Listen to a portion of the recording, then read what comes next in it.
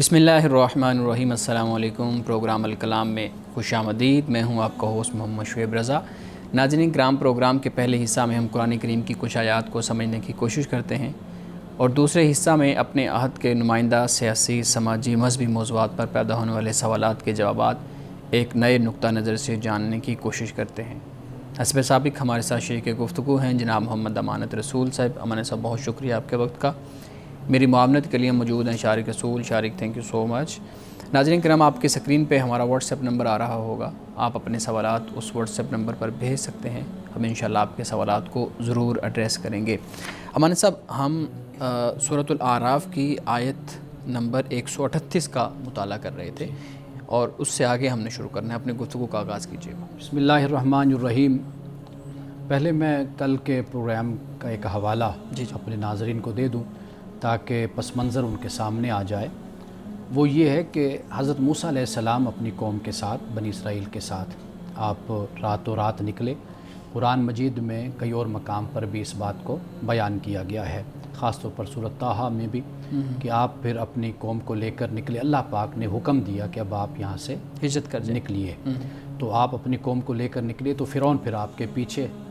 تو قرآن مجید نے یہاں پر یہ بیان کیا، اختصار کے ساتھ بیان کیا، کہ جب وہ وہاں پار کر کے پہنچے دریا کو، اب جو آگے کا معاملہ تھا وہ یہ تھا کہ جیسے جیسے وہ جا رہے تھے تو انہوں نے ایک قوم کو دیکھا کہ یعکفون علی اصنام لہم، کہ وہ بتوں کے آس پاس بیٹھے ہوئے ان کی پرستش کر رہے ہیں، ان کی عبادت کر رہے ہیں۔ تو اب جب حضرت موسیٰ علیہ السلام کی قوم نے دیکھا، چونکہ وہ جس ماحول سے آئی تھی تو وہاں پر بھی بت پرستی تھی اور سورج پرستی بھی تھی، اور اس کے علاوہ تاریخ میں ہمیں یہ معلوم ہوتا ہے کہ ان کے بھی بت تھے اور کئی حوالوں سے انہوں نے بت بنائے ہوئے تھے اور ان بتوں کے نام بھی انہوں نے دیے ہوئے تھے، وہ بھی ہمیں کتابوں میں ملتے ہیں۔ اب وہ عادت تھی، حضرت موسیٰ علیہ السلام ان کو تبلیغ کر رہے تھے کہ بھئی ایک خدا کی عبادت کرنی ہے، اسی کی پرستش کرنی ہے، کسی اور کو اپنا الہ مت مانو۔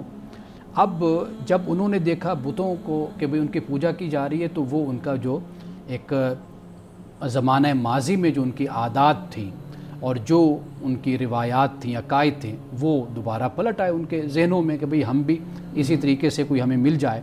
تو انسان تو ویسے بھی ظاہر پرست ہے، یعنی وہ چاہتا ہے کہ کوئی چیز ہو تو میں پھر اس کو مانوں۔ تو اللہ سبحانہ و تعالیٰ کی ذات کو ماننا یہی تو آزمائش اور امتحان ہے کہ عقل اور بصارت جو اللہ نے انسان کو دی ہے، اس کے ذریعے سے اس کائنات میں خدا کی نشانیاں تو موجود ہیں، خدا کی ذات پر۔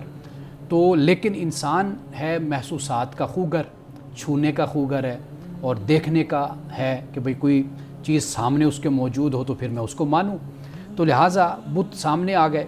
تو اب انہوں نے حضرت موسیٰ علیہ السلام سے کہا کہ جیسے ان کے معبود ہیں اسی طرح ہمیں بھی کوئی بنا دو کوئی۔ حضرت موسیٰ علیہ السلام کو پھر اس وقت بڑا جلال آیا، جو الفاظ ہیں وہ فرمایا کہ تم تو جاہل قسم کے لوگ ہو، یعنی جذباتی بھی ہو اور تمہارے اندر علم بھی نہیں ہے۔ اب اس کے بعد فرمایا کہ ان ہؤلاء متبر ما هم فیہ وباطل ما کانوا یعملون۔ فرمایا کہ یہ لوگ جس کام میں لگے ہوئے ہیں نا، یہ جو بت پرستی کر رہے ہیں، یہ برباد ہونے والا ہے، اور یہ جو کچھ کر رہے ہیں یہ باطل ہے، یہ سب جھوٹ ہے، حق کے خلاف ہے یہ جو کچھ بھی کر رہے ہیں۔ یہ حضرت موسیٰ علیہ السلام نے فرمایا۔ اب یہ جو حضرت موسیٰ نے جس نے کلام کیا، یہ بھی اللہ کا پیغمبر، اللہ کا رسول ہی اتنی حقانیت کے ساتھ، اتنے یقین کے ساتھ اور وثوق کے ساتھ بات کر سکتا ہے، کیونکہ خدا کا نمائندہ ہوتا ہے۔ تو حضرت موسیٰ علیہ السلام نے پھر اس کے بعد فرمایا قال اغیر اللہ ابغیکم الہ وافضلکم علی العالمین، کہ کیا میں اللہ کے سوا کوئی اور معبود تمہیں تلاش تمہارے لیے کروں؟ فرمایا کہ حالانکہ اس نے تم کو تمام اہل عالم پر فضیلت دی ہے۔ سورۃ البقرہ میں 2 مقام پر اس بات کو بیان کیا۔ اب یہ جو اہل عالم پر فضیلت ہے نا، اقوام پر فضیلت، یہ کوئی نسلی فضیلت نہیں ہے، یہ بات ذہن میں رکھنی چاہیے۔ خدا کے ہاں نسلی فضیلت کوئی نہیں ہوتی، یہ ہے وہ منصبی فضیلت جو اللہ تعالیٰ نے منصب دیا۔ جس طرح قرآن نے کہا کنتم خیر امت اخرجت للناس، اب امت کو یعنی اللہ نے اپنے رسول صلی اللہ علیہ وسلم کی امت، آپ کے پیروکار، خاص طور پر صحابہ، کہا کہ تم بہترین امت ہو، تو یہ منصب کے حوالے سے یہ کہا گیا، اور یہ منصب سے امت یا قوم معزول اس وقت کر دی جاتی ہے کہ جب وہ اللہ سے کیے ہوئے وعدے کو نہیں نبھاتی، اس کو پورا نہیں کرتی۔ تو یہ معاملہ جو فرمایا نا وہ فضلکم علی العالمین، اہل عالم پر تمہیں فضیلت دی، تو یہاں پر فضیلت سے مراد ہرگز نسلی فضیلت نہیں ہے کہ تم یہود ہو، بنی اسرائیل ہو، تم حضرت اسحاق کی اولاد ہو، یعقوب کی اولاد، لہٰذا ہم نے تمہیں بڑی نہیں، یہ نہیں ہے۔ فضیلت ایمان اور تقوی کے ساتھ ہے، اللہ کے ساتھ جو عہد ہے اس کو جب تک انسان نبھاتا رہتا ہے اس وقت تک اس کو فضیلت اور مرتبہ اس کو حاصل رہتا ہے۔ صحیح۔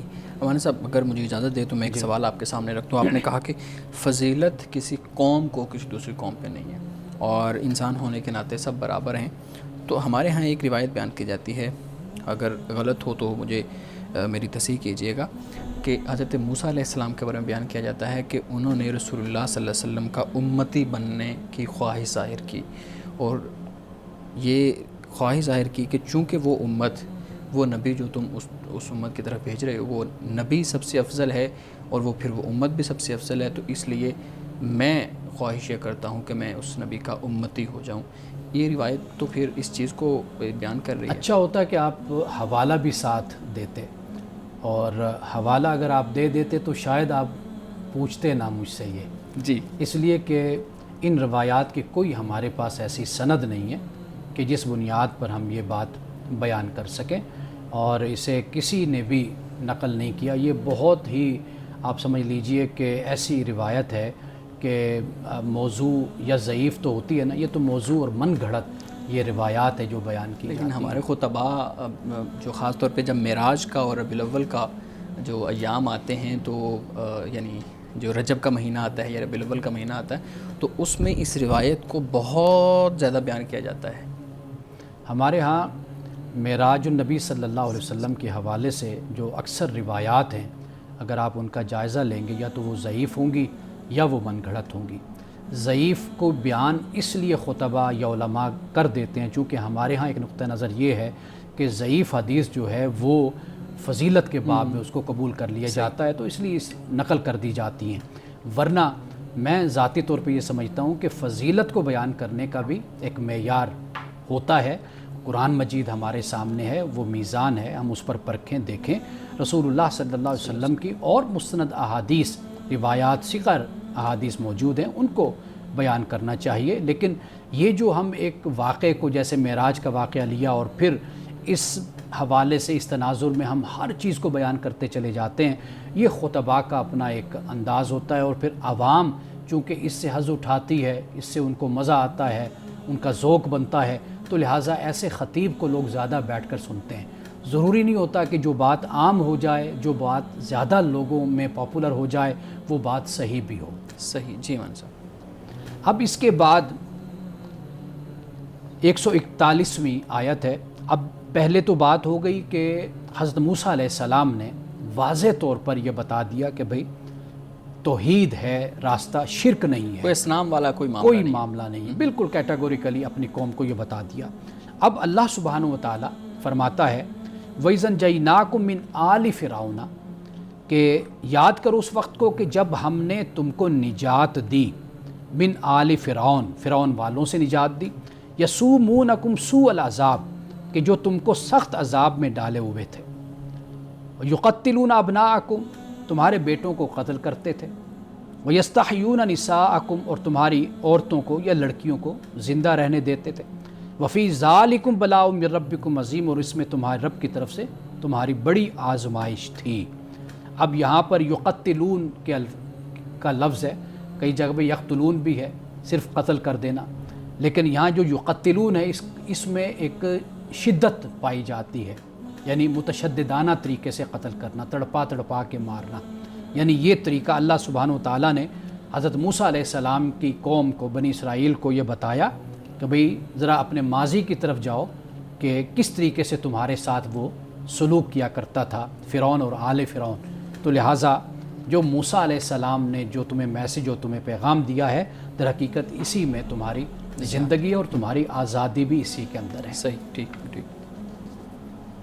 جی اچھا مولانا صاحب، یہاں پہ ایک چیز میں پوچھنا چاہوں گا کہ دیکھیں پچھلی آیات میں بھی ہمیں یہ محسوس ہوا کہ جو بنی اسرائیل ہیں، یعنی جو موسیٰ علیہ السلام کے ساتھ اس وقت لوگ تھے، انہوں نے موسیٰ علیہ السلام کا پھر یہاں پہ انکار کرنے کی کوشش کی، انکاری صورت میں کہا کہ ہمیں کوئی بت دے دیں بنا کے تاکہ ہم اس کی عبادت کرتے رہیں۔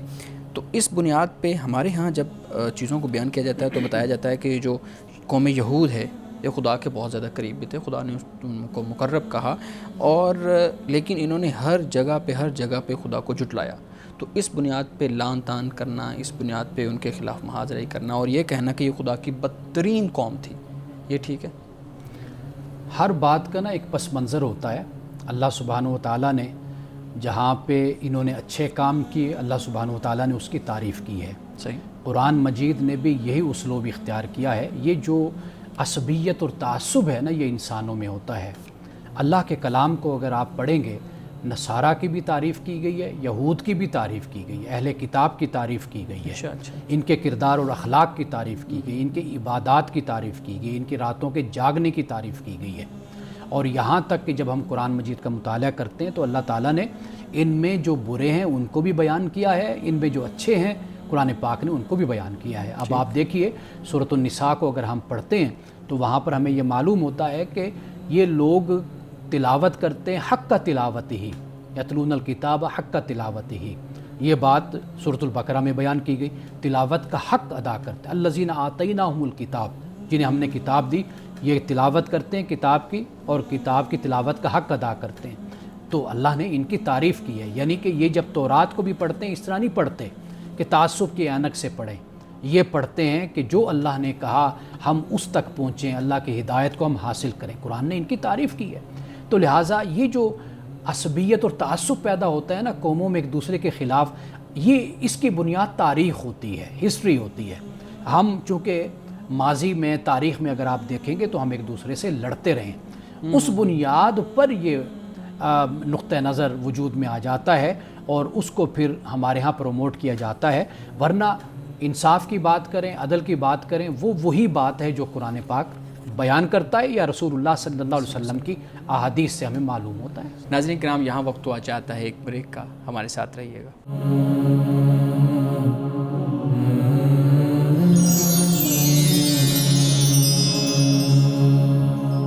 پروگرام میں ایک دفعہ پھر خوش آمدید. جی شارق، آپ سوال کرنا چاہتے ہیں؟ کچھ گناہ ایسے ہوتے ہیں جو واضح طور پر معلوم ہوتے ہیں کہ وہ غلط کام ہے، اور اگر ہم کوئی مذہب کو ماننے والا نہیں ہے تو اس کے لیے بھی وہ گناہ ہی ہے ایک طرح سے. مثال کے طور پر کسی کے ساتھ ناانصافی کرنا، جبر کرنا، یہ تشدد کرنا. لیکن جب بات کی جاتی شرک کی، تو اگر میں عام انسان کے پرسپیکٹیو سے دیکھوں تو مجھے وہ گناہ نہیں معلوم ہوتا کہ اللہ تعالیٰ کی ذات کے ساتھ کسی کو شریک ٹھہرانا. ٹھیک ہے اللہ تعالیٰ سے مانگے، لیکن اللہ تعالیٰ کے سے اگر آپ کسی وسیلے کے ذریعے بھی مانگ رہے ہیں تو وہ گناہ کیسے ہے؟ آپ کسی کے ساتھ ناانصافی نہیں کر رہے، زیادتی نہیں کر رہے، پھر کیوں گناہ ہے؟ دیکھیے، شرک جب اللہ تعالیٰ کے ساتھ ہمارا تعلق مضبوط ہوگا پھر ہم ان چیزوں کو سمجھیں گے. یعنی حساسیت پیدا ہوتی ہے تعلق کے ساتھ. آپ کا تعلق اپنے استاد کے ساتھ ہے تو وہاں پر حساسیت پیدا ہوگی. آپ کا تعلق مضبوط تعلق والدین کے ساتھ ہے تو وہاں پر اس تعلق میں حساسیت پیدا ہوگی. مسئلہ اصل میں یہ ہے کہ خدا کے ساتھ ہم اس طریقے سے اپنے تعلق کو قائم ہی نہیں کر سکے جس طرح ہم اپنی مخلوق کے ساتھ، خدا کی مخلوق کے ساتھ تعلق کو قائم کرتے ہیں. خدا کے ساتھ جب ہمارا اصل رشتہ جو صحیح اور حقیقی تعلق ہے وہ جڑے گا، پھر آپ کو معلوم ہوگا کہ صرف اسی سے ہی مانگنا جائز ہے اور اسی سے ہی مانگا جانا چاہیے اور اسی کی ذات ہی اس کے لائق ہے کہ اسی سے سوال کیا جائے اور اسی سے مانگا جائے. اس لیے کہ اللہ سبحانہ و تعالیٰ کی یہ کائنات ہے، اس نے اس کو تخلیق کیا، ہم بھی اسی کی تخلیق ہیں. تو لہٰذا جو حکم اور جو دین اور جو ہمیں کہتا ہے ہم اس کے پابند ہیں. اگر ہم اس کو نہیں مانتے، اس کو چھوڑ کر کسی اور کو مانتے ہیں تو گویا کہ پھر ہم اس سے بغاوت کرتے ہیں، اس سے ہم غداری کرتے ہیں. جی مولانا صاحب، اگلی آیت. اگلی آیت میں حضرت موسیٰ علیہ السلام کے حوالے سے وہ واقعہ بیان ہے کہ 30 راتوں کا، یعنی آپ کو اللہ پاک نے فرمایا کہ ہمارے پاس ادھر 30 راتیں کوہ طور پر آپ آ جائیں.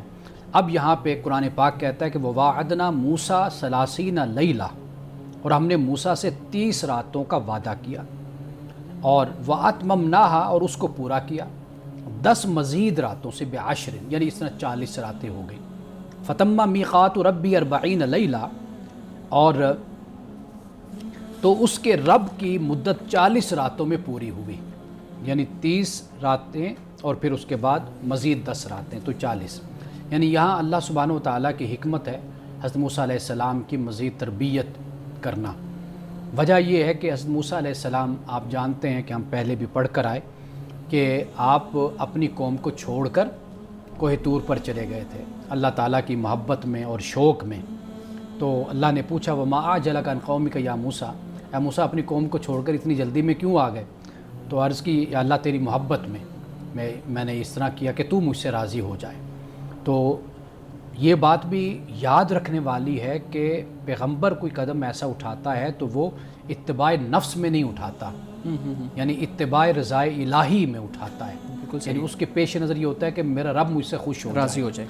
تو وہ قدم کئی دفعہ جوش سے اٹھ جاتا ہے، تو اللہ تعالیٰ کا وہاں پر بھی مقصود تربیت ہوتا ہے، کیونکہ پیغمبر ایک نمونہ ہے، ایک اسوہ حسنہ ہے، لوگوں کو یہ پتہ چل جائے کہ برائی میں تو نہیں ہرگز کوئی راستہ نہیں برائی کا، لیکن نیکی میں بھی پیغمبر قدم جو اٹھاتا ہے وہ خدا کے حکم کے عین مطابق وہ قدم ہوتا ہے، اس میں بھی کوئی آگے نہیں بڑھ جاتا، کوئی زیادتی نہیں کرتا۔ یہ اصل میں بات کو بیان کرنا مقصود ہوتا ہے۔ تو یہاں پہ یہ فرمایا وقال موسیٰ لأخیہ، حضرت موسیٰ علیہ السلام نے اپنے بھائی ہارون سے کہا لأخی ہارون اخلفنی فی قومی واصلی ولا تتبع سبیل المفسدین، اپنے بھائی ہارون سے کہا میرے پیچھے تم میری قوم میں میری جانشینی کرنا اور اصلاح کرتے رہنا، اور جو فساد کرنے والے ہیں ان کے طریقے پر مت چلنا۔ یہ حضرت موسیٰ علیہ السلام نے اپنے بھائی ہارون کو نصیحت فرمائی، چونکہ اگرچہ ہارون بڑے تھے تقریباً 3 سال حضرت موسیٰ علیہ السلام سے، لیکن اللہ تعالیٰ نے چنا حضرت موسیٰ علیہ السلام کو تھا۔ یعنی یہاں سے یہ بھی معلوم ہو جاتا ہے اللہ اعلم حیث یجعل رسالتہ، بالکل کہ اس پر کوئی اعتراض سوال نہیں کیا جا سکتا کہ بھئی اس کو کیوں رسول چنا گیا، کیوں پیغمبر چنا گیا۔ حضرت ہارون نے کوئی ایسی بات یا کہ جو دیگر لوگ تھے کفار وہ تو اس طرح کی باتیں اٹھاتے رہتے تھے، لیکن اللہ تعالیٰ نے حضرت موسیٰ علیہ السلام کا انتخاب فرمایا۔ تو حضرت موسیٰ علیہ السلام اسی شوق میں کہ میں جلدی رب کے پاس پہنچ جاؤں، حضرت ہارون کی ڈیوٹی لگائی کہ آپ یہاں پر رہ کر میرے بعد اس قوم کی اصلاح بھی آپ نے کرنی ہے، اور جو فساد کرنے والے ہیں ان کی آپ نے پیروی بھی نہیں کرنی۔ ٹھیک ہے ٹھیک ہے ٹھیک ہے۔ اچھا مولانا صاحب یہ بھی بتائیے گا، کچھ لوگ یہاں پہ یہ بھی بیان کرتے ہیں کہ یہاں پہ موسیٰ علیہ السلام کو اللہ تعالیٰ کی طرف سے معاذ اللہ کوئی سزا دی گئی تھی، جیسے پہلے بھی ہم نے وہ قبطی والے معاملے میں بھی ہم نے آپ سے اس طرح کا ایک سوال کیا تھا، یہاں پہ بھی یہی ہے کہ موسیٰ علیہ السلام کو میں ایک تفسیر پڑھ رہا تو اس میں بتایا گیا کہ اللہ تعالیٰ نے تنبیہ کی، پھر سزا کے طور پہ 10 مزید دن جو ہے نا مزید راتیں اس میں شامل ہو گئے۔ تو کیا یہ درست ہے؟ ایک نقطہ نظر تو یہ بھی ہو سکتا ہے نا کہ مزید 10 دن اس لیے شامل ہوا کہ اللہ تعالیٰ کا مزید قرب حاصل ہو جائے۔ پیغمبر کے حوالے سے ایسی بات نہیں لکھنی چاہیے اور نہیں کہنی چاہیے۔ بات یہ ہے کہ یہ کیسی سزا ہے کہ موسیٰ علیہ السلام شوق میں دوڑ کے جا رہے ہیں اور پھر وہاں جا کر رہ رہے ہیں، اور پھر 10 دن بڑھ گئے، 10 دن بڑھ بھی گئے ہیں، اور پھر اللہ سے تقاضا بھی گزارش بھی کرتے ہیں کہ رب آرینی، بالکل یہ دیدار کی، اپنے دیدار کی بات کرتے ہیں۔ تو یہ نعوذ باللہ اس کو سزا کہنا یا اس کو یہ کہنا کہ بھئی یہ حضرت موسیٰ علیہ السلام پر مزید اللہ تعالیٰ نے یہ بوجھ ڈال دیا، تو یہ ایسے الفاظ نامناسب ہیں۔ اصل بات کیا ہے وہ یہ ہے حضرت موسیٰ علیہ السلام نے جو شوق اور جذبہ دکھایا وہ 30 دن تھے، اللہ نے 10 دن کا اور اضافہ کر کے حضرت موسیٰ علیہ السلام کی تربیت فرمائی، اور جو محبت ہے حضرت موسیٰ علیہ السلام کی اللہ کے لیے، اور جو اللہ نے جس طرح حضرت موسیٰ سے محبت کا اظہار کیا، اب آپ دیکھیں یہ کتنا بڑا مقام ہے، کلیم اللہ، اللہ سے کلام کرنا، یہ مقام کسی کو عطا ہوا؟ حضرت موسیٰ علیہ السلام کو عطا ہوا۔ تو لہٰذا ایسی باتیں لکھنے میں احتیاط کرنی چاہیے۔ صحیح۔ مولانا صاحب ہمارے ناظرین کے بھی کچھ سوالات ہیں آپ کے سامنے رکھتا ہوں، پوچھتے ہیں جی ہماری دعائیں قبول کیوں نہیں ہوتی؟ اب معلوم نہیں انہوں نے کس تناظر میں پوچھا ہے، آج کل یہ چیز بھی ہمارے سامنے ہے کہ میں ایک دن پارلیمنٹ کے اندر کسی نے تقریر کی تو وہ سن رہا تھا، تو انہوں نے کہا کہ 80 لاکھ ہمارے ہاں علماء ہیں لیکن دعا تو کسی کی بھی قبول نہیں ہو رہی۔ دعا کا معاملہ یہ ہوتا ہے کہ انسان کسی مصیبت میں، کسی مشقت میں پھنسا ہوتا ہے تو وہ اپنے ہاتھ اٹھا کر دعا کرتا ہے، اور اس کی شدید خواہش یہ ہوتی ہے کہ اس کو اس مصیبت سے یا اس ابتلا سے نجات اس کو مل جائے، اس میں سے نکل جائے، چونکہ وہ ظاہری طور پر اس مصیبت سے نکل پا نہیں رہا ہوتا یا نکل نہیں سکتا، تو لہٰذا وہ یہ سمجھتا ہے کہ میری دعا قبول نہیں ہوئی ہے۔ تو اصل اس کا جو فوکس ہوتا ہے وہ اس دعا پر ہوتا ہے، خدا کا جو فوکس ہوتا ہے وہ صرف اس پر نہیں ہوتا۔ اچھا، خدا اس انسان کی پوری زندگی کو نظر میں رکھتا ہے، وہ اس کے مطابق پھر اس کو وہ سب کچھ عطا کرتا ہے۔ انسان کا اصل میں مسئلہ یہ ہے کہ وہ انسان جلد باز بھی وہ چاہتا ہے جس چیز کا تقاضا کیا وہ مل وہی جائے، مجھ کو دے دی جائے. یہ ایسے ہی ہے کہ جیسے بچہ باپ سے کہتا ہے کہ بھئی مجھے یہ چیز چاہیے، نقصان دہ چیز، باپ کہتا ہے یہ نہیں دینی تجھے، وہ روتا ہے پیٹتا ہے. باپ اگلا جملہ بھی تو سنے نا باپ کا، باپ یہ کہتا ہے اس سے بہتر میں تمہیں دوں گا، لیکن وہ اس پر مصر ہوتا ہے کہ یہ جو کمتر چیز ہے یہ مجھے چاہیے. اکثر طور پر انسان کا معاملہ بھی ایسا ہی ہوتا ہے کہ انسان جو مانگ رہا ہوتا ہے اس کے لیے وہ بہت بڑی مصیبت ہوتی ہے اور بہت بڑی چیز ہوتی ہے. انسان اپنی زندگی کے تجربے سے پھر سیکھتا ہے کہ اگر مجھے اس وقت یہ چیز مل جاتی یا میری یہ دعا اس وقت قبول ہو جاتی تو شاید میں آج اس کے ساتھ خوش نہ ہوتا اتنا، کہ جتنا وہ مجھ سے چھن گئی وہ نعمت یا وہ اس وقت جو میں مانگتا تھا، آج میں اس کے نہ ہونے سے جتنا آج خوش اور مطمئن ہوں تو شاید میں اس کے ہونے کے ساتھ اتنا مطمئن نہ ہوتا. یہ انسان اپنے تجربے سے اور پھر وسیع النظری سے اور بصیرت سے پھر انسان سیکھتا ہے. ناظرین کرام، گفتگو ابھی جاری ہے، یہاں وقت ہوا چاہتا ہے ایک بریک کا، ہمارے ساتھ رہیے گا.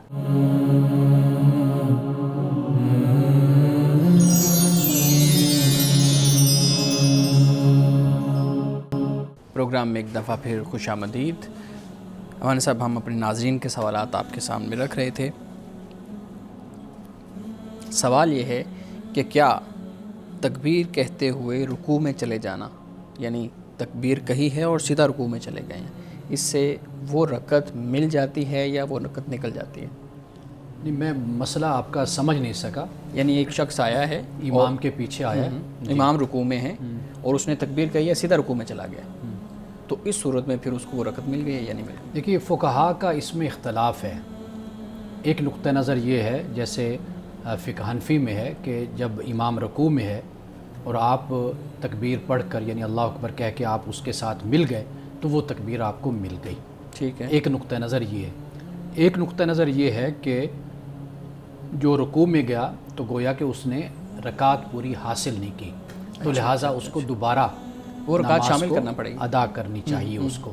یہ دو نقطہ نظر ہمارے ہاں ہے، تو لہٰذا جس کا دل جس پر مطمئن ہے وہ اس پر عمل کر لے. ہمارا طریقہ تو سال سے یہی ہے کہ جب امام رکوع میں ہو، ہم رکوع میں ساتھ مل جاتے ہیں تو ہم یہی خیال کرتے ہیں کہ وہ رکعت ہماری ادا ہو گئی ہے. امان صاحب، اگلا سوال ہے، پوچھتے ہیں جی کہ کیا توبہ و استغفار کا کوئی وقت مقرر ہے؟ توبہ استغفار کا کوئی وقت مقرر نہیں ہے. رسول اللہ صلی اللہ علیہ وسلم نے اس کی بڑی تلقین فرمائی اور آپ نے یہ فرمایا کہ میں دن میں 70 مرتبہ استغفار کرتا ہوں، استغفار مغفرت مانگتا ہوں اللہ تعالیٰ سے 70 مرتبہ. ہمارے محدثین نے یہ لکھا کہ 70 مرتبہ سے مراد رسول اللہ صلی اللہ علیہ وسلم کا اشارہ کثرت کی طرف ہے، جتنا زیادہ ہو سکے، جتنا زیادہ ہو سکے استغفار اور اللہ تعالیٰ سے توبہ کی جائے اور مانگی جائے. تو اس کا کوئی وقت مقرر نہیں ہے، بلکہ جو وقت ہے آپ کے پاس وہ غنیمت ہے خدا کی طرف سے، کہ کوئی معلوم نہیں کہ یہ سانس آ رہی ہے یہ اگلے لمحے نہ آئے. تو لہٰذا انسان حالت استغفار میں اور حالت توبہ میں انسان کو رہنا چاہیے. صحیح. اچھا مولانا صاحب، یہ بتائیے گا، پوچھتے ہیں کہ کیا جو عام آدمی ہے اس پہ کتنا دین جاننا ضروری ہے، کتنی چیزیں وہ سیکھے تو وہ اپنی زندگی بہتر گزار سکے؟ ایک عام مسلمان کو حلال حرام کا جاننا یہ لازم اور ضروری ہے. جیسے حدیث میں آتا ہے نا، طلب العلم فریضۃ علی کل مسلم و مسلمہ، علم کا طلب کرنا ہر مسلمان مرد اور عورت پر لازم ہے. وہ اتنا ہے کہ جو انسان کے حرام اور حلال کے مسائل ہیں جو پتہ چلے کہ یہ لازم ہے یہ لازم نہیں ہے، یہ مجھے کرنا ہے یہ مجھے نہیں کرنا، کم از کم اتنا جاننا ہر مسلمان پر لازم ہے. ہمارے ہاں حلال اور حرام میں تو آگے اتنی زیادہ بحث ہیں کہ وہ عام آدمی بھی کنفیوز ہو جاتا ہے. بہت کچھ ایسا ہے کہ جو ہمارے معاشرے میں رائج ہے، ہم خود کنفیوزڈ کر دیتے ہیں لوگوں کو. اصل جو چیز ہے وہ بالکل واضح ہے، وہ ہم بچپن سے ہی اس کی تعلیم سنت کی صورت میں بھی حاصل کر رہے ہوتے ہیں. یعنی کون سا مسلمان کا بچہ ہوگا جس کو یہ نہیں پتہ ہوگا کہ نماز مجھ پر فرض ہے، 5 وقت کی نماز. اس کو یہ بھی پتہ ہوگا کہ عاقل بالغ پر نماز فرض ہوتی ہے. اس کو یہ بھی پتہ ہوگا کہ یہ میرے ماں باپ ہیں، میں نے ان کا ادب کرنا ہے، میں نے ان کی گستاخی نہیں کرنی، رشتوں میں بھی حرام حلال کو، رشتوں کے حوالے. یعنی کہ بہت کچھ ایسا ہے جو ہمارے، بے شک ہم گئے گزرے معاشرے کے لوگ ہیں، لیکن اس کے باوجود بھی بہت کچھ ایسا ہمارے معاشرے میں ہے کہ جس کا علم ہمیں بچپن سے دیا جاتا ہے، ہمیں بتایا جاتا ہے. یعنی مثال کے طور پر آپ دیکھ لیجئے کہ ہر مسلمان جانتا ہے کہ سور حرام ہے، خنزیر اور باقی جو ہم کھاتے ہیں وہ جائز اور حلال ہے. ہمیں یہ بھی پتہ ہے رشوت حرام ہے, ہمیں یہ بھی پتہ ہے کہ کسی کا حق مارنا یہ بھی حرام ہے, یہ بھی ظلم زیادتی ہے. ایسا بہت کچھ ہے جو ہمارے معاشرے میں رائج ہے. یہ الگ بات ہے کہ ہم اس پر عمل نہیں کرتے, آنکھیں بند کر لیکن ہاں اگر کسی ترتیب کے ساتھ بتایا جائے تو وہ زیادہ اچھی بات ہو جاتی ہے. یعنی جس طرح ہمارے واعظ و نصیحت کرنے والے ہیں مساجد میں ہیں, والدین ہیں گھر میں, یا ہمارے تعلیمی ادارے ہیں, اساتذہ ہیں, وہ باقاعدہ طور پر ایک ترتیب کے ساتھ سمجھاتے اور بتاتے رہتے, اس سے بڑا فائدہ ہوتا ہے پھر. صحیح جی شاہد پلیز اپنا سوال رکھیے گا. قرآن جس ترتیب کے ساتھ آپ صلی اللہ علیہ وسلم پر نازل ہوا, آج اس ترتیب کے ساتھ ہمارے پاس کیوں موجود نہیں؟ وہ کرونالوجیکل آرڈر کیوں آج برقرار نہیں ہے؟ اسے ہم کہتے ہیں ایک تو نزولی ترتیب, ایک توقیفی ترتیب ہم اس کو کہتے ہیں. نزولی ترتیب وہی ہے جو رسول اللہ صلی اللہ علیہ وسلم پر قرآن نازل ہوا, وہ ترتیب ہے. اس میں پھر سورۃ الفاتحہ پہلے نمبر پر نہیں ہے, سورۃ الفاتحہ پھر تیسرے چوتھے نمبر پر آتی ہے. ایک تو یہ بات, اسے ہم نزولی کہتے ہیں. جو توقیفی ترتیب ہے جس کی طرف آپ اشارہ کر رہے ہیں, جس میں آج قرآن مجید ہمارے سامنے موجود ہے, یہ اللہ سبحانہ و تعالیٰ کی رہنمائی میں ہی رسول اللہ صلی اللہ علیہ وسلم اپنی زندگی میں یہ ترتیب رکھوا کر کروا کر یہ ترتیب گئے تھے. تو یہ جو ترتیب ہے یہ اللہ کے حکم سے ہی حکمت کے تحت مقرر کی گئی اور بتا دی گئی. اور اس سے ہم دیکھتے ہیں کہ قرآن میں ایک نظم بھی ہمارے سامنے آتا ہے, ایک ترتیب بھی سامنے آتی ہے, اور قرآن مجید کی آیات کا بھی آپس میں ایک تعلق نظر آتا ہے, صورتوں کا بھی آپس میں ایک تعلق ہمیں نظر آتا ہے. اگر ذرا دو طریقے ہیں, ایک ہے سطحی طریقے سے جیسے آپ پڑھیں گے وہ بھی آپ کو ایک سلسلہ اس میں نظر آئے گا.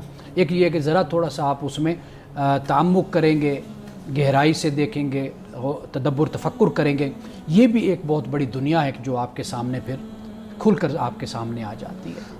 ہر سادہ لو انسان کا یہ سوال ہوتا ہے کہ قرآن کی مختلف تشریحات کی جاتی ہیں, مختلف اسکول آف تھاٹس ہمارے ہاں پائے جاتے ہیں جو قرآن کو مختلف طریقے سے سمجھتے ہیں, لیکن قرآن تو ایک ہے. قرآن کا ایک واضح احکام ہمارے سامنے کیوں نہیں کہ جس پر ہم گامزن ہوں, اس پر عمل پیرا ہوں؟ کیوں ہمارے ہاں اختلاف پایا جاتا ہے اس حوالے سے؟ دیکھیے جو احکام ہیں ان پر کوئی اختلاف نہیں ہے جی, بالکل اختلاف نہیں, نہ حلال پر اختلاف, نہ حرام پر اختلاف, نہ فرائض پر اختلاف. قرآن مجید نے جو بیان کر دیا اس پہ کوئی اختلاف نہیں ہے. اختلاف ہوتا ہے جزیات میں جا کر, فروعات میں. جی, وہ پھر ہر عالم کا حق ہوتا ہے. دنیا میں اسی طرح ہے, آپ دیکھ لیجئے کوئی کانسٹیٹیوشن ہوتا ہے, اس کانسٹیٹیوشن کی کوئی تشریح کرے گا, ہر کسی کا اپنا اپنا پوائنٹ آف ویو ہوتا ہے, وہ ایک مختلف بات ہو جاتی ہے. لیکن امت میں جو رائج ہے, جو تعامل جس کو ہم کہتے ہیں یا اجماع ہے, وہ آپ دیکھ لیجئے کہ اس پر کوئی آپ کو اختلاف نظر نہیں آتا. ناظرین کرام یہاں وقت ہوا چاہتا ہے ایک بریک کا, ہمارے ساتھ رہیے گا.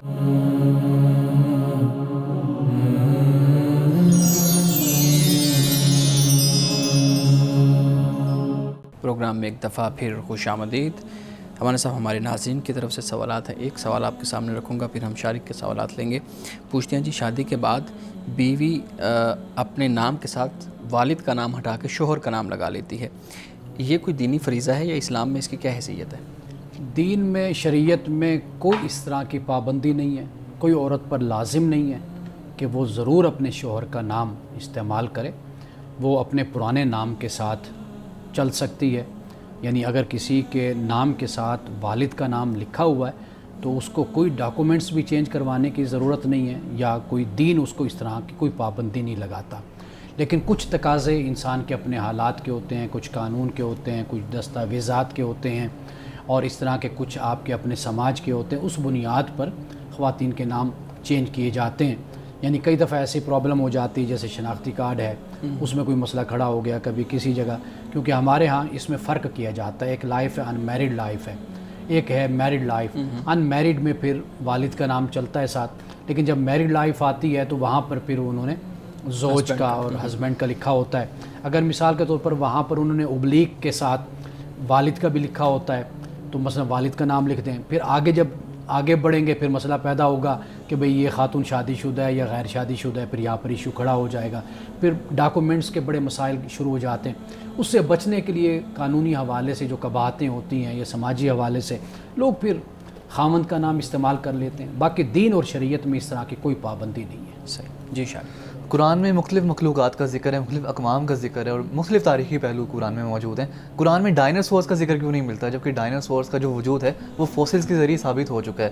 اور ہمارے ہاں تو یہ کلیمز کیے جاتے ہیں کہ جو ڈائناسور کو اللہ تعالیٰ نے اس لیے ایکسٹینڈ کیا تاکہ انسان، بنی نوع انسان ہے، وہ سروائیو کر سکے. پھر قرآن میں ڈائناسورس کا ذکر کیوں نہیں؟ دیکھیے ڈائناسورس کا قرآن پاک میں صرف ذکر نہیں، بہت سی اور مخلوقات بھی ہیں جن کا ذکر ہے، لیکن قرآن پاک یہ کہتا ہے کہ ہر چیز کو اللہ سبحانہ و تعالیٰ نے، یہ جو مخلوق ہے اس کو اللہ نے پانی سے پیدا کیا ہے. سب سے پہلے تو ہمیں یہ بات سمجھنی چاہیے، چونکہ جب یہ نقطہ واضح نہیں ہوتا نا، یہ مسئلہ واضح نہیں ہوتا، تو پھر اس طرح کے سوالات ہمارے ہاں پیدا ہوتے ہیں. قرآن مجید سائنس کی کتاب نہیں ہے، قرآن مجید کوئی فلسفے کی کتاب نہیں ہے، قرآن مجید کسی اور سبجیکٹ کی کتاب نہیں. قرآن مجید کتاب ہدایت ہے. جی بس قرآن مجید کا مقصد یہ ہے کہ آپ اس زندگی میں آئے ہیں دنیا میں، آپ نے کس طرح یہ زندگی گزارنی ہے. قرآن مجید کا مقصد یہ ہے کہ آپ کو یہ بتایا جائے کہ آخرت ہے، آپ نے اللہ کی بارگاہ میں حاضر ہو کر اپنے اعمال کا جواب دیں. قرآن کا بنیادی طور پر یہ مقصد ہے. قرآن اگر کسی مخلوق کا ذکر بھی کرتا ہے تو اس کے پیش نظر بھی ایک نصیحت ہوتی ہے، اس کے پس منظر میں بھی ایک انسان کے لیے تذکیر ہوتی ہے، تو تب قرآن مجید اس کا ذکر کرتا ہے. اصول دین اور معاشرت میں کیا فرق ہے، یا پھر یہ دونوں ایک ہی چیزیں ہیں؟ یہ بڑا ایک آپ کا گہرا سوال بھی ہے، اور یہ جواب اس کا بڑا تفصیلی ہے. سادہ میں اس حوالے سے اتنا عرض کر دیتا ہوں کہ دیکھیے جو دین کے اصول ہیں نا، یہ تو قیامت تک قائم رہیں گے، ان میں تو کسی طرح کی کوئی تبدیلی نہیں آ سکتی. لیکن جو معاشرت ہوتی ہے اس میں تبدیلی رونما ہوتی رہتی ہے. معاشرت کے حوالے سے جو اللہ نے آپ کو اصول دے دیے، قوانین دے دیے، وہ اٹل ہیں، ان میں کوئی تبدیلی نہیں ہوگی. لیکن وہ معاشرت کے جس کا تعلق تمدن کے ساتھ ہو جاتا ہے، یعنی آپ پہلے گھوڑوں پر سفر کرتے تھے، اب آپ گاڑیوں پر سفر کرتے ہیں، یا اس طرح کے انسان کا رہن سہن ہے، اس سے کوئی تعلق اس کا دین کا نہیں ہے. یہ آپ اپنے حالات اور تقاضوں اور زمانوں کے مطابق تبدیلی لاتے رہتے ہیں. اور اس کے علاوہ بھی بہت کچھ ایسا ہے کہ جس کا تعلق آپ کے رسوم و رواج کے ساتھ بھی ہوتا ہے، آپ کے رہن سہن کے ساتھ بھی ہوتا ہے، وہاں پر بھی دین کوئی آپ پر پابندی نہیں لگاتا. تو دین کے جو اصول معاشرت میں ہوں گے وہ اٹل ہیں، ان کو آپ نے اختیار کرنا ہے. وہ معاشرت میں یہی اصول ہوتے ہیں کہ جیسے ہم نے پہلے ذکر کیا کہ والدین ہیں، اولاد ہیں، ان کے حقوق ہیں، ان کے فرائض ہیں جو آپ پر لازم ہوتے ہیں. اسی طریقے سے جب آپ ایک معاشرے میں رہتے ہیں تو آپ کے ہمسائے ہوتے ہیں. یہ وہ چیزیں جو دین آپ کو اس پر رہنمائی بھی کرتا ہے اور اس پر آپ کو اصول بھی دیتا ہے. وہ آپ کوئی بھی ہوگا، کسی زمانے کا ہوگا، وہ ان کی نافرمانی نہیں کر سکتا.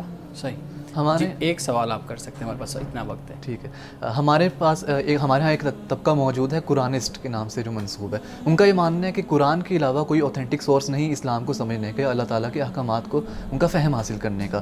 اور وہ اس حوالے سے ایک آیت بھی کوٹ کرتے ہیں قرآن کی. تو اس حوالے سے آپ کا کیا ماننا ہے کہ قرآنسٹ جو کلیم کرتے ہیں وہ درست؟ دیکھیے یہ نظریہ گمراہی پر مبنی ہے. اچھا. قرآن مجید میں بہت کچھ ایسا بیان ہے کہ جس کی وضاحت اور جس کی تفصیل ہم خارج سے لیتے ہیں. یعنی قرآن مجید کوئی خلا میں نہیں اترا. قرآن مجید ایک زمین پر نازل ہوا ہے، اور ایک خاص معاشرت بھی تھی، وہاں کی سیاست بھی تھی، وہاں کا ماحول بھی تھا، وہاں کے رہنے والے انسانوں کے لیے قرآن مجید اس وقت نازل ہوا. تو لہٰذا ان کی پوری ایک تاریخ، ایک پس منظر ہے جس کو قرآن پاک بیان بھی کرتا ہے.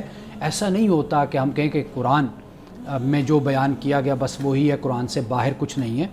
رسول اللہ صلی اللہ علیہ وسلم، ایک مثال، موٹی سی مثال ہے، سادہ سی. نماز آپ دیکھ لیجئے کہ نماز آپ پڑھیں گے، قرآن مجید نے رکعتوں کا کوئی ذکر نہیں کیا. 5 وقت نماز کا قرآن میں کوئی کیٹاگوریکلی اس کا بیان نہیں ہے واضح طور پر. رکعتوں کا کوئی بیان نہیں ہے. پھر ان رکعتوں کو ادا کیسے کرنا ہے وہ ہمیں کہاں سے بیان ہوتا ہے، ملتا ہے؟ وہ رسول اللہ صلی اللہ علیہ وسلم کی سنت سے ملتا ہے. تو لہٰذا دین میں فقط یہ کہنا کہ قرآن ہے یہ نہیں، بلکہ قرآن کے ساتھ وہ سنت بھی ہے، وہ طریقہ بھی ہے جو پھر رسول اللہ صلی اللہ علیہ وسلم نے اختیار فرمایا، اور پھر اس کے بعد امت میں اس طرح رائج ہوا کہ اس کے لیے پھر فرد واحد یا خبر واحد کی ضرورت نہیں رہی، پوری امت نے پھر اس کو نقل کیا. مولانا صاحب آج کی حدیث مبارکہ بیان کیجیے گا. یہ حدیث طلاق یافتہ یا بیوہ بیٹی سے متعلق ہے. رسول اللہ صلی اللہ علیہ وسلم نے یہ فرمایا کہ کیا میں تمہیں، ایک صحابی سے فرمایا، کیا میں تمہیں سب سے عظیم صدقے کی خبر نہ دوں؟ تو انہوں نے عرض کی کیوں نہیں یا رسول اللہ صلی اللہ علیہ وسلم؟ آپ نے فرمایا تیری وہ بیٹی، یعنی جو طلاق کے بعد یا شوہر کی وفات کے بعد واپس تیرے پاس آ جائے، جس کے لیے تیرے علاوہ کوئی کمانے والا نہ ہو، تو فرمایا جب تو اس پر خرچ کرے گا تو یہ بہت بڑا صدقہ ہوگا۔ رسول اللہ نے فرمایا کہ یہ عظیم صدقہ ہے، بہت بڑا صدقہ ہے کہ اگر کوئی طلاق یافتہ بیٹی یا بیوہ بیٹی آ جاتی ہے تو پھر باپ کو کیا چاہیے کہ اس کی خدمت کرے، اس کی خدمت کرنا بھی یہ صدقہ ہے۔ ناظرین کرام، اس دعا کے ساتھ پروگرام کا اختتام کریں گے۔ اللہ رب العزت حسن کلام اور تاثیر کلام عطا فرمائے، ہماری زبان کے گروں کو کھول دے اور سننے والوں تک خیر کا پیغام پہنچے۔ اجازت دیجیے، خدا حافظ۔